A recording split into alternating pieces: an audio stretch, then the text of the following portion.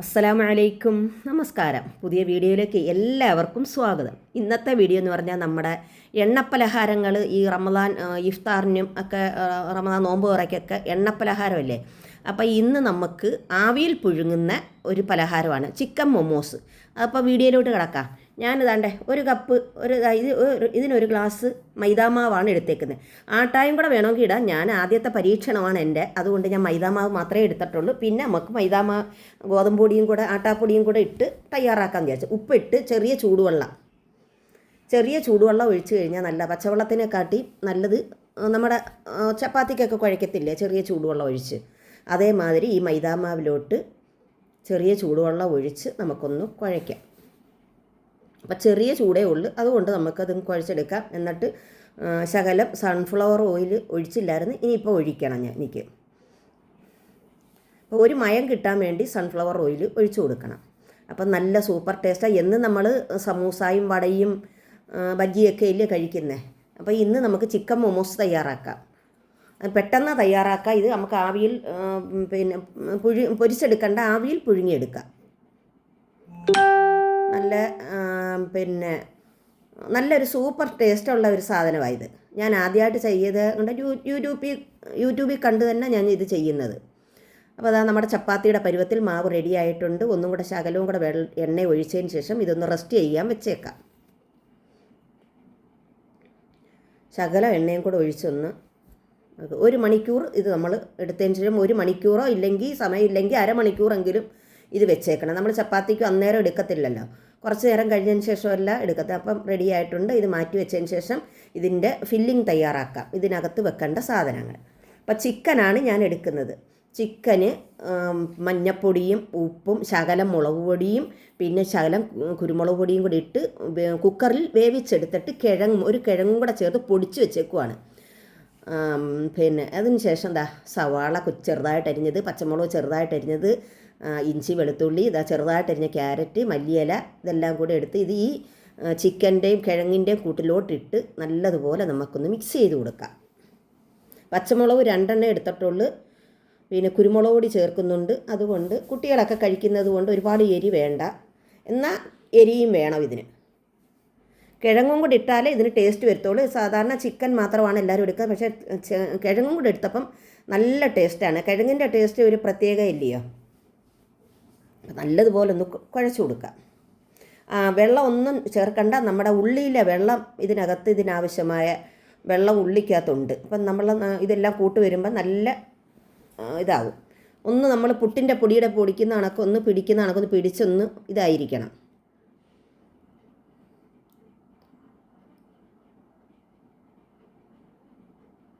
ഇതേമാതിരി ഒന്ന് പിടിച്ചു കൊടുക്കണം. കാരണം അന്നേരം ഇളവരുത്.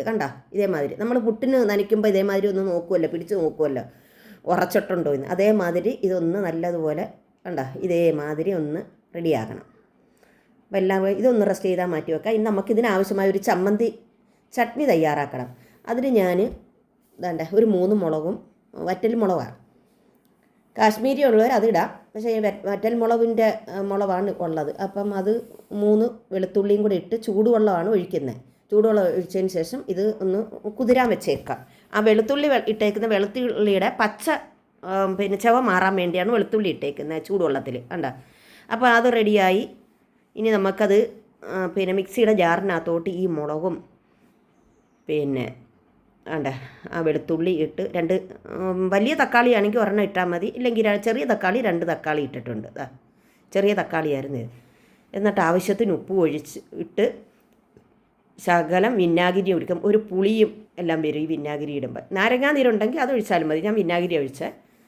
അപ്പോൾ മിക്സ് അരച്ചുകൊണ്ട് വന്ന് അപ്പോൾ കാശ്മീരി മുളക് ഉണ്ടെങ്കിൽ അത് ഇട്ടാൽ മതി, ഇല്ലെങ്കിൽ മുളക് പൊടി. ഞാൻ മുളക് പൊടി ഇട്ടില്ല. ഇതിന് നല്ല ഈ നല്ല വറ്റൽ മുളക് ആയതുകൊണ്ട് എരിയുണ്ട്. പിന്നെ മുളക് പൊടിയും കൂടി ഇട്ടില്ല. അപ്പോൾ ഇത് സൂപ്പറാണ്. ഈ ചിക്കൻ മൊമോസിന് സൂപ്പറാണിത്. ഇതെല്ലാം നമ്മുടെ വീട്ടിലുള്ള സാധനങ്ങളാണ്. പിന്നെ ചിക്കൻ പ്രത്യേകിച്ച് വാങ്ങിക്കേണ്ട ആവശ്യമില്ല. നമ്മുടെ ചിക്കൻ വാങ്ങിക്കുന്ന സമയത്ത് അത് ശകലം എടുത്ത് എല്ലില്ലാതെ ഒന്ന് വേവിച്ച് വെച്ചിരുന്നാൽ മതി. അങ്ങനെ മാവ് ഒന്നും കൂടെ നമ്മൾ റെഡിയാക്കണം. ഇത് ഉണങ്ങിയിരുന്നേ ഇല്ലയോ, അടച്ചു വെച്ചിരുന്നേ ഇല്ലയോ, 1 മണിക്കൂർ അല്ലെങ്കിൽ അരമണിക്കൂർ. അപ്പോൾ ഒന്നും കൂടെ ഒന്ന് കുഴച്ച് കൊടുക്കാം. അതിനുശേഷം ഞാനിത് 2-3 ഭാഗങ്ങളാക്കി 3 തിരിച്ച്. അപ്പം നമ്മുടെ ചപ്പാത്തി പലകയിലോട്ടിട്ട് പരത്തി ഒന്ന് നല്ലതുപോലെ നൈസായിട്ട് പരത്തണം. പൊടിയൊക്കെ ഇട്ട് വേണം പരത്താൻ. ചപ്പാത്തി എങ്ങനെ ചപ്പാത്തി പരത്തുന്നത് അതിലേക്കാട്ടി നൈസാക്കി വേണം എടുക്കാൻ. അങ്ങ് ഒരുപാടങ്ങ് നൈസാവരുത്, കീറി പോവരുത്. പൊടി തട്ടി തട്ടി വേണം ഇത് എടുക്കാൻ.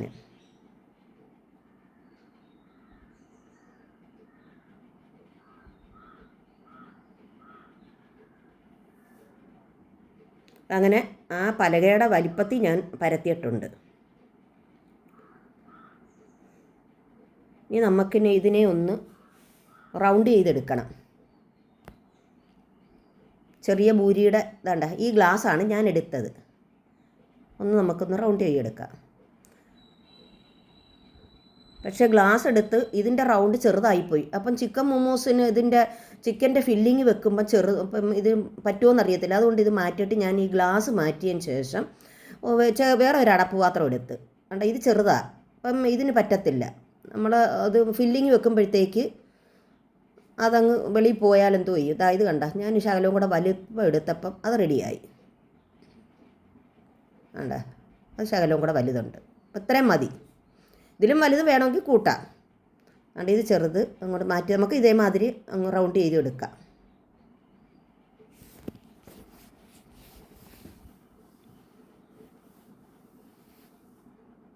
ഈ മാവ് നമുക്ക് കളയണ്ട. ഇത് അവസാനം വന്ന് ഇതെല്ലാം കൂടെ ഒന്ന് റെഡിയാകിയതിന് ശേഷം പരത്തി നമുക്ക് ബാക്കി ഫില്ലിങ്ങും കൂടെ ഇതിനകത്തോട്ടും വെക്കാം. ബാക്കിയുള്ള മാവും ഇതേമാതിരി എടുത്ത് റെഡിയാക്കുവാണ്.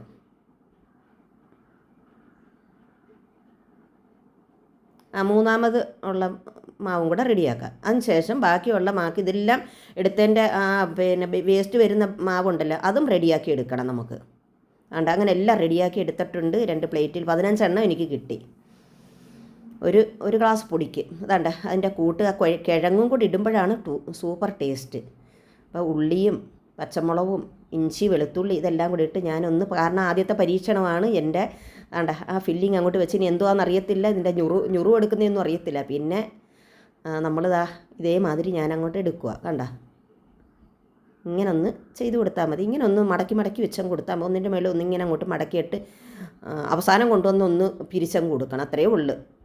നമ്മൾ ഇതിനകത്ത് ഒരുപാടൊന്ന് കഷ്ടപ്പെടണ്ട. മൈദാമാവ് അലിഞ്ഞിഞ്ഞ് വരും. നമ്മൾ വിചാരിക്കുന്നത് എങ്ങനെ എടുക്കുമെന്ന്. കണ്ട ഇതേമാതിരി മുകളിൽ കൊണ്ടുവന്ന് നമ്മുടെ കൊളക്കട്ട എടുക്കുമല്ലോ. നമ്മുടെ തേങ്ങയും പഞ്ചസാരയൊക്കെ വെച്ച് ഇത് ആവിയിൽ പുഴുങ്ങുമല്ലോ ഇഡ്ഡലി കൂട്ട്. അതിന് പകരം നമ്മുടെ ചിക്കൻ അത്രയേ ഉള്ളൂ. ചിക്കൻ കൂട്ട് നമ്മൾ തേങ്ങയും പഞ്ചസാരയൊക്കെ ഇട്ട് അരിപ്പൊടിക്കകത്ത് ചെയ്യുമല്ലോ മാവ് കിണ്ടി. അതേമാതിരി തന്നെ ഇത്.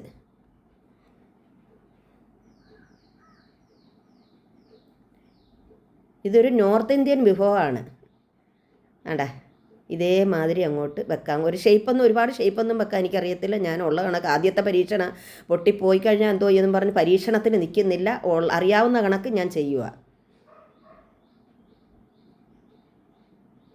ഇതേമാതിരി എല്ലാം ഇതേമാതിരി അങ്ങോട്ട് വെച്ചിട്ട് പിന്നെ നമുക്ക് ഇഡലി തട്ടിലോട്ട് വെച്ച് നമുക്ക് ആവി കയറ്റി എടുക്കാം.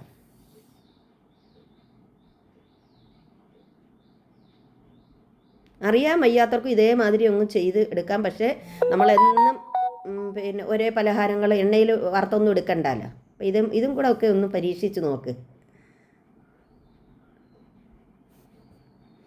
അങ്ങനെ എല്ലാം റെഡി ആയിട്ടുണ്ട്. ഞാൻ ഇഡലി തട്ടിൻ്റെ ആവി വെക്കുന്ന ഇതെടുത്തിട്ടുണ്ടെന്ന് എണ്ണ തടവണം. എന്നിട്ട് എണ്ണ തടവിയതിന് ശേഷം സൺഫ്ലവർ ഓയിലാണ് ഞാൻ തടവുന്നത്. തടവിയതിന് ശേഷം വെക്കും. ഒറ്റയ്ക്കായിട്ട് വെക്കണം, ഇല്ലെങ്കിൽ ഒട്ടിപ്പിടിച്ചിരിക്കും. ഇത് ആവി വേവുമ്പോൾ ഇച്ചിരിയും കൂടെ ഒന്ന് വികസിക്കും. തനിയെ വെച്ച് കൊടുക്കണം, ഒട്ടരുത്.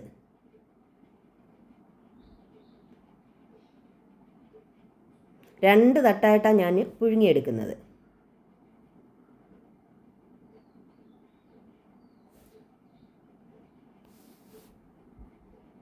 അങ്ങനെ വെച്ചിട്ടുണ്ട്. ഇനി അടുത്തത് ഇത് വെന്തതിന് ശേഷം നമുക്ക് അടുത്തത് എടുക്കാം. അതുകൊണ്ട് അങ്ങനെ വെച്ച് ഇനി അടച്ച് ഒരു 15 മിനിറ്റോ 10 മിനിറ്റ് വരുമ്പം പിന്നെ തീ ഒന്ന് കുറച്ച് കൊടുക്കണം. മൈദാമാവ് വലിയ ഒന്നും കൂടെ വേവട്ട്. 5 മിനിറ്റ് സ്ലോയിൽ തീ കുറച്ചും കൊടുത്ത് നമുക്ക് ഉടനെ തന്നെ അങ്ങ് തുറക്കരുത്. തുറന്ന് പിന്നെ ആറി ഒന്ന് പിന്നെ തീ ഇതായതിന് ശേഷം കൊടുക്കണം. ഇതാ കണ്ടോ, അങ്ങനെ എല്ലാം റെഡിയായിട്ട് കണ്ടോ. നമ്മളെല്ലാം കുത്തി നിറച്ച് വെച്ചിരുന്നാണെങ്കിൽ മൊത്തത്തിൽ ഒട്ടിപ്പോയേനെ. അതാണ് കണ്ടോ ഒന്നും കൂടെ വികസിച്ച് വന്നത് കണ്ടോ. അത് തനിയെ തന്നെ കൈ കൊണ്ട് എടുക്കാൻ പറ്റില്ല, ചൂട്. അപ്പോൾ സ്പൂണ് വെച്ച് തവി വെച്ച് എടുക്കുക. അപ്പം അങ്ങനെ ഓരോന്ന് ഇങ്ങോട്ട് എടുത്തിടാം. കണ്ടോ, അടിഭാഗം പൊട്ടിയൊന്നും പോയിട്ടില്ല. എല്ലാം നല്ല ആദ്യമായിട്ട് ചെയ്തെങ്കിലും നല്ല വൃത്തിയായിട്ട് വന്നിട്ടുണ്ട്.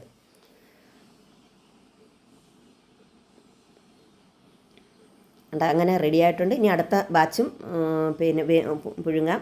ഇതിൻ്റെ സൂപ്പർ ചട്നിയുണ്ട്. അപ്പോൾ വീഡിയോ ഇഷ്ടപ്പെട്ട ലൈക്കും ഷെയറും സബ്സ്ക്രൈബും ചെയ്യണേ. അടുത്ത വീഡിയോ ആയിട്ട് വരുന്നവരെ ഇൻഷാ അല്ലാഹ്. അസ്സലാമു അലൈക്കും.